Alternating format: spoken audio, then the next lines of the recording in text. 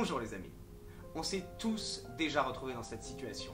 Au restaurant, avec des amis ou votre copine, et soudain, le sommelier vous emmène la carte des vins. Et alors là, un grand moment de solitude.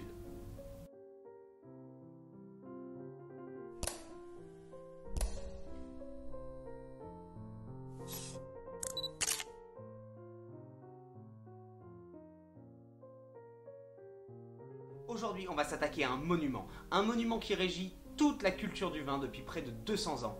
Je parle bien entendu de la classification des vins de 1855. Pour ceux d'entre vous qui ne sauraient pas ce qu'est la classification des vins de 1855, disons que c'est un petit peu l'équivalent, alors j'espère que je vais insulter personne ici, mais l'équivalent des 10 commandements dans le vin. Cette liste, elle a quasiment pas bougé en près de 170 ans d'histoire. On est sur un monument intouchable de la culture française. Et aujourd'hui, je vais vous faire un petit historique de cette classification. Pour ceux qui ne le savent pas, au 19e siècle, l'Europe est le centre du monde. Et il y a deux grandes puissances dans cette Europe du 19e siècle. D'un côté la France et de l'autre côté l'Angleterre. Ces deux puissances, depuis des siècles, se livrent guerre, bataille, mais au 19e siècle, elles deviennent amies. Mais la rivalité n'en demeure pas moins existante. En 1851, je vais vérifier ça, je vous dirai. La première exposition universelle a lieu au Crystal Palace à Londres. Elle est organisée par le prince Albert et la reine Victoria et réunit toutes les plus grandes merveilles de l'Empire britannique. Il n'en faut pas plus à Napoléon III, invité évidemment à cette inauguration, pour être jaloux. Et il décide, du coup, en 1855, d'organiser à Paris une exposition universelle également, l'exposition universelle de 1855.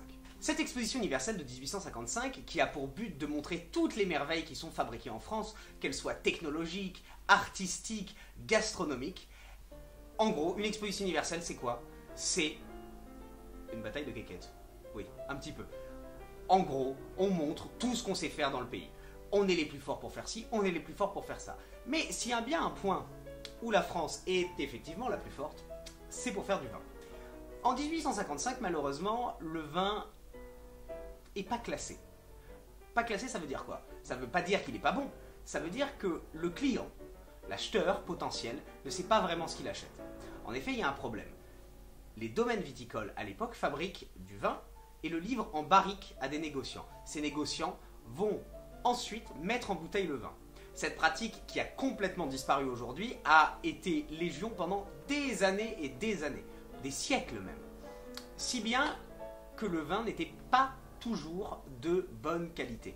Même un grand vin, parfois, se retrouvait coupé à l'eau, ou du fait d'un mauvais transport, ou d'un mauvais entreposage, d'un mauvais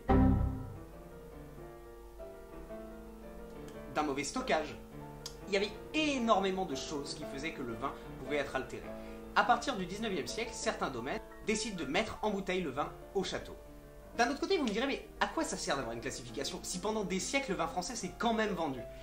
Eh ben, en fait, ça permet de savoir et de trier et de classer les vins. Pour une raison simple, c'est que effectivement les vins français se buvaient et s'exportaient un petit peu, mais si on veut réellement exporter du vin aux quatre coins de la planète, il faut avoir un système qui soit bien carré.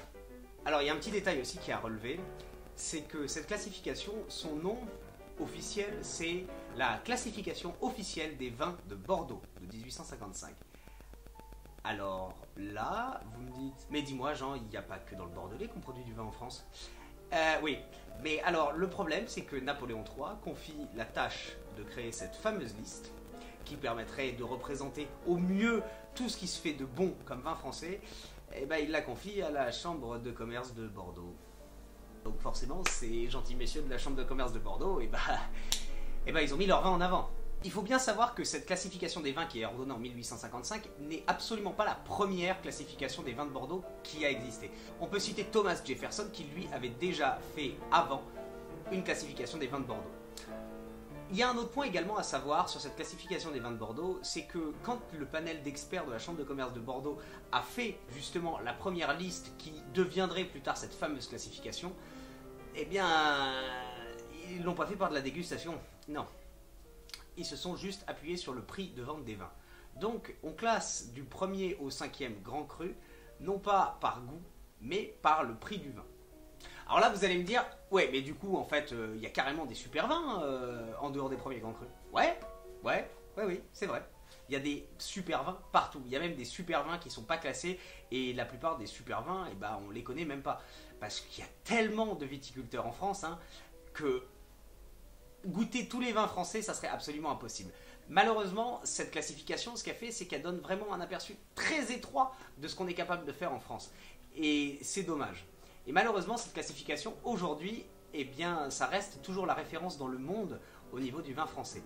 Et ce qui est vraiment dommage, parce qu'on a des grands crus qui sont absolument sublimes en Bourgogne, dans les Côtes-du-Rhône, on a même des vins magnifiques dans le sud de la France également, qui ne font pas partie de cette classification, pour une raison simple, eh bien, ils n'étaient pas dans le Bordelais en 1855.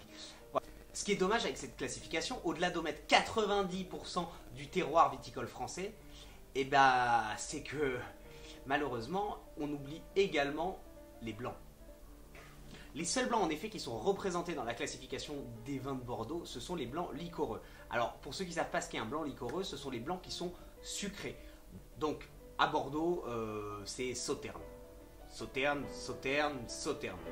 Voilà. Ce qui veut dire que dans cette classification, si vous êtes un amateur de vin blanc, eh ben, vous n'allez pas trouver votre bonheur tout simplement. Alors aujourd'hui, on ne va pas rentrer dans le détail, on ne va pas voir toutes les appellations, on ne va pas voir ce qu'est un Médoc, un Pomerol, un Saint-Émilion. C'est pas l'objet de la vidéo.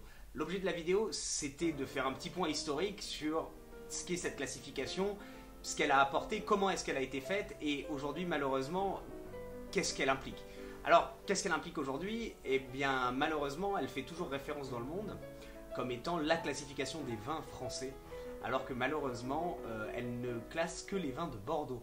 Et ça, c'est vraiment dommage, parce qu'il y a énormément d'appellations, énormément de terroirs à côté desquels on passe si on ne reste que sur cette liste. Donc si j'ai un conseil à vous donner, si vous voulez vous intéresser aux vins demain, sortez de cette liste. Déjà, c'est hors de prix, mais allez chez votre caviste du coin, allez découvrir des petits producteurs, allez découvrir vraiment, il y a des gens qui sont passionnés par ce qu'ils font, et c'est un bonheur de goûter leurs produits. Et si vous avez l'occasion de discuter avec, c'est encore mieux, parce que ces gens-là véhiculent un véritable savoir-faire français, et on a beaucoup de chance de les avoir aujourd'hui sur notre territoire.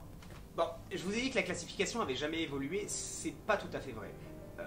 On compte à peu près une modification tous les 10 ans de cette classification, mais ce qui n'a pas changé par contre, ce sont les premiers grands crus. Alors les premiers grands crus, il y en a un seul qui a été ajouté au classement après coup, après 1855, donc c'est le château Mouton Rothschild. C'est le seul. Mais s'il y a un conseil que tout le monde devrait connaître et que tout le monde devrait savoir, c'est que le vin, on n'y vient pas par une classification, on n'y vient pas par des classements. On y vient par plaisir.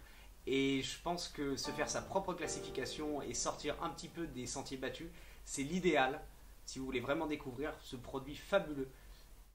Merci de m'avoir écouté, et j'espère que vous avez tous pu y voir un petit peu plus clair sur le vin, sur ce qu'est cette fameuse classification, et que le stress la prochaine fois au restaurant de la carte des vins ne sera plus qu'un mauvais souvenir. Merci à tous et à la semaine prochaine.